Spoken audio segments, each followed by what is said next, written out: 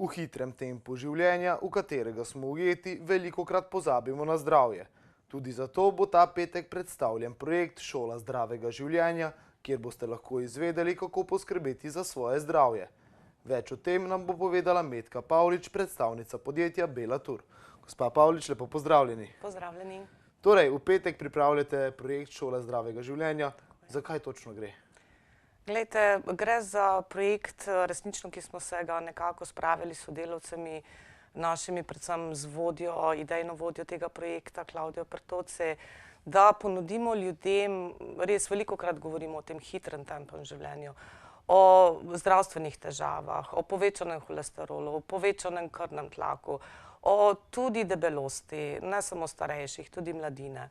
In nekako želimo skozi ta program, katerega smo sestavili, ljudi naučiti, kako zaživeti bolj zdravo, bolj aktivno in seveda pripomori k temu, da se pripomore potem tudi seveda kakovost življenja se izboljša, počutje se izboljša in nenavadne se zmanjša seveda tudi stres, katerega danes vemo, da je kar tema, o kateri bi lahko govorili.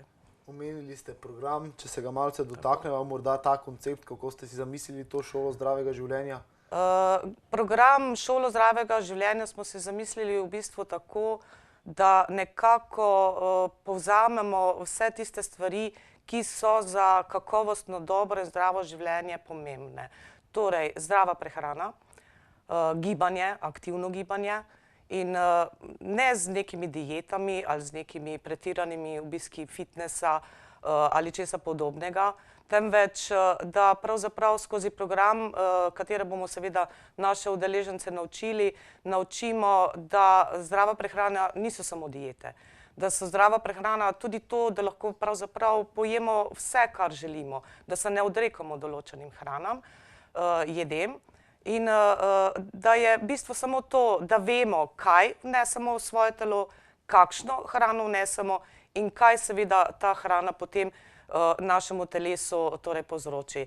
Bolj zdravo prebavo, bolj seveda zmanjšanje holesterola, pomanjšanje krvnega pritiska, to so pač te zdravstvene zadeve, ki nas kar pestijo. In seveda z pravilnim gibanjem, kajti ni vseeno, če mi telovadimo, pa ne telovadimo pravilno. Tako da bomo z našimi sodelavcami, kajti v program smo povabili strokovnjake, ki se ukvarjajo z prehrano, strokovnjake, ki se ukvarjajo z telovadbo, ki ljudem nekako na svoji lastni teži pokažejo, telovadbo z lastno težo pokažejo, kako je pravilno se gibati, pravilno pravzaprav nekako svoje telo skozi rekreacijo usmeriti k zdravemu življenju. Pa povejva še, komu je šola zdravega življenja vse namenjena? Šola zdravega življenja praktično lahko rečemo je namenjena vsem. Vsem, ki želijo spremeniti svoj način življenjskega sloga, ki želijo spremeniti svojo neslabo počutje, svoje telo v končnem fazi tudi, Torej, ni odvisna starost in tudi ni seveda odvisna neaktivnost, katere mogoče smo posvečali do zdaj. Torej, res lahko rečemo, da je program namenjen vsem, ki želijo spremeniti svoj slog življenja, da bojo potem zaživeli zdravo in aktivno. Potem pa našim gledalkom in gledalcem za konec še povejva, kdaj in kje se bo dogodek odvijal?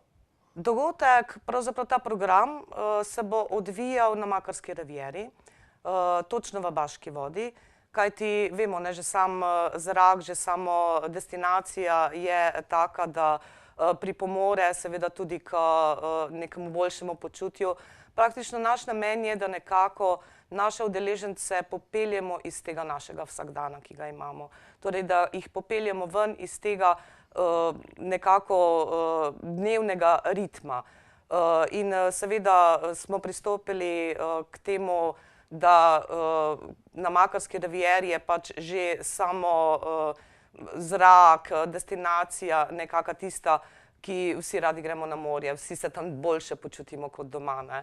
In seveda so nam pristopili tudi s strani hotelirjev, bom rekla, zelo pozitivno k temu programu in so nam ponudili res veliko, kar pomeni, da zdaj tudi mi lahko našim obiskovalcem ponudimo vse, kar je mogoče, največ.